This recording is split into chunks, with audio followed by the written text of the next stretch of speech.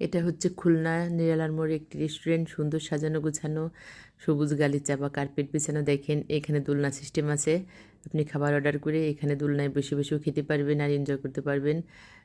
পাশে সেলফি তোলার জন্য জায়গা আছে, অনেকে আসছে এখানে বসে সেলফি তুলছে। সাজানো গোছানো সুন্দর একটা পরিবেশ এখানে। এটা হচ্ছে নিরালার মোড়ে, রেস্টুরেন্টের নাম হচ্ছে হোটেল গ্রিন অ্যান্ড কোং, সম্ভবত নামটা হয়তো আমি ভুলে যেতে পারি।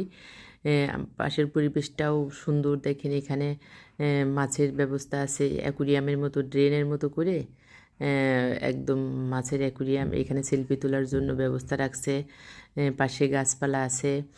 পরিবেশটা অনেক ভালো লাগছে সব মিলিয়ে। এখানে মৃত্তিকা ঘুরে ঘুরে দেখতেছে, মাছ দেখতেছে। দেখেন আপনি ইচ্ছা করলে মাছ ধরতেও পারবেন, যদিও ধরা ঠিক হবে না, এটা শুধু দেখার জন্যই। যারা রেস্টুরেন্টে খাইতে যাবেন তারা ঘুরবেন, দেখবেন, সেলফি তুলবেন। পরিবেশ সব মিলে অনেক সুন্দর।